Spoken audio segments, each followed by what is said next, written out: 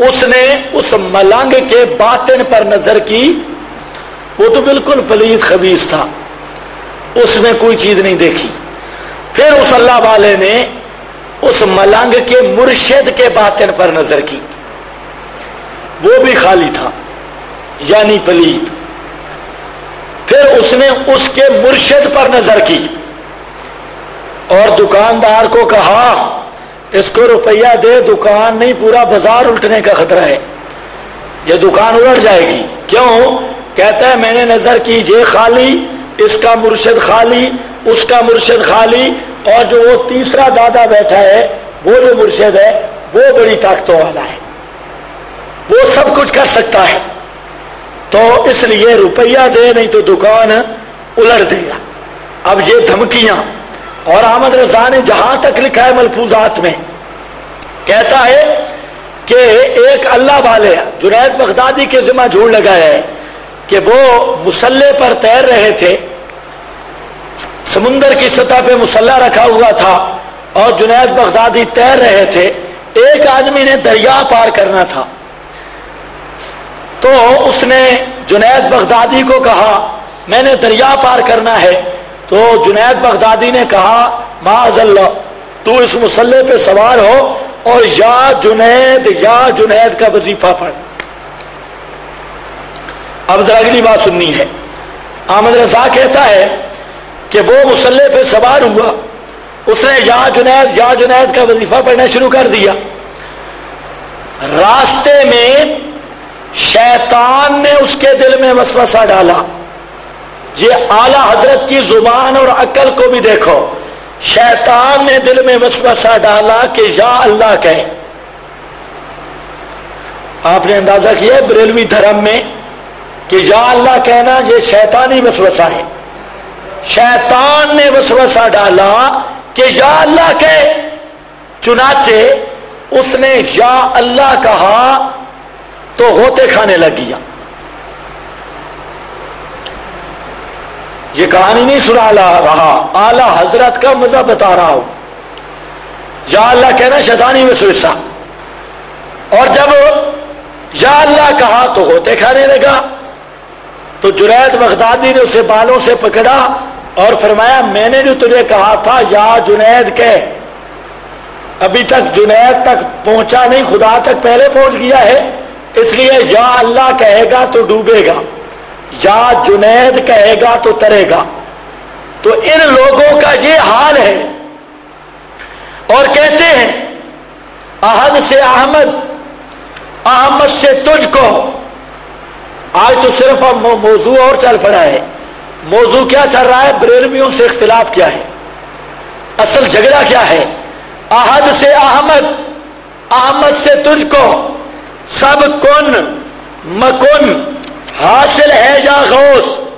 احد سے احمد اور احمد سے تجھ کو، سب کن مکن حاصل ہے یا غوث۔ احمد رضا کی ہدایت کے بخشش پڑھ رہا ہوں، کہتے ہیں احد سے احمد کو ملا اور احمد سے شیخ عبد القادر جیلانی کو ملا۔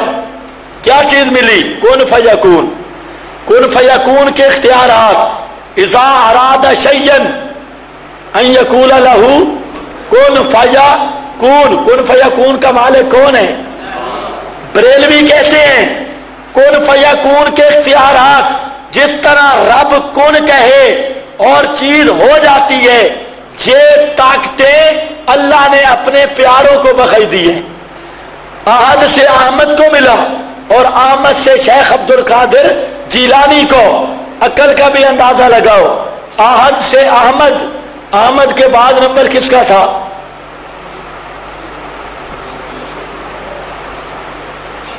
جی حضرت صدیق اکبر کا نمبر تھا، حضرت صدیق کو کیوں نہیں دیا؟ احد سے احمد اور احمد سے تجھ کو، سب کن مکن حاصل ہے یا غوث۔ میں کہ اتنی چھلانگ کیوں لگائی ہے؟ احد سے احمد تک اور احمد سے 5ویں صدی تک کوئی بندہ نہیں ملا۔ احد سے احمد، احد سے احمد اور احمد سے تجھ کو حاصل ہے، کن مکن حاصل ہے یا غوث، چلو بہرحال میں یہ بتانا چاہتا ہوں ہمارا جھگڑا یہ ہے، یہ اللہ کی عزت کا مسئلہ ہے، خود رب کی کتاب کا مسئلہ ہے۔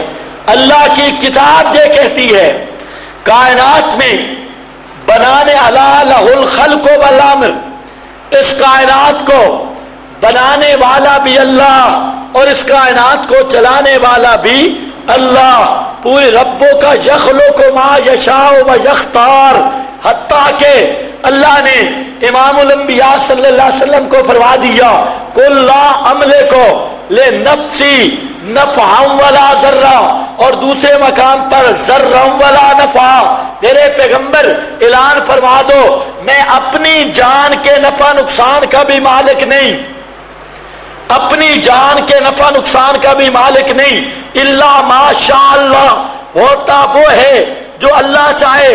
اور سورۃ الجن کے اندر اللہ نے اور وضاحت کر دی اور شبہوں کا جواب دے دیا۔ کوئی مشرک کہہ سکتا تھا اپنے مالک تو نہیں لیکن کائنات کے نفع نقصان کے مالک، کائنات کی ہر چیز، جس طرح یہ مشرک کہہ رہے ہیں احمد رضا جیسا اکبر کہہ رہا ہے، یا مفتی احمد جار جیسا پاپی لکھ رہا ہے کہ سارے اختیارات اللہ نے نبی پاک علیہ السلام کو عطا کر دیے۔ یاد رکھو اللہ رب العزت نے فرمایا قل انی لا املک لکم، قل انی لا املک لکم ذرا ولا رشدا۔ یہاں پر صنعت احتباق ہے، احتباق کا مطلب ہے دو لفظ ذکر کیے اور دو جو بطور تقابل کے سمجھ آ رہے تھے وہ چھوڑ دیے۔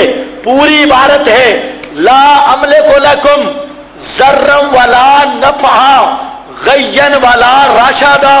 او کائنات کے لوگوں، نہ میں تمہارے نفع کا مالک، نہ تمہارے نقصان کا مالک، نہ تمہیں ہدایت پر لانے کا مالک، نہ تمہیں گمراہی پر رکھنے یا گمراہی سے نکالنے کا مالک، کوئی چیز میرے قبضہ میں نہیں۔ اور اللہ نے فرمایا لیس لک من الامر شیء، میرے پیارے پیغمبر لیس لک من الامر شیء، اللہ کے محبوب دانت زخمی ہیں، چہرے پہ خون ہے، عود کا میدان ہے، اللہ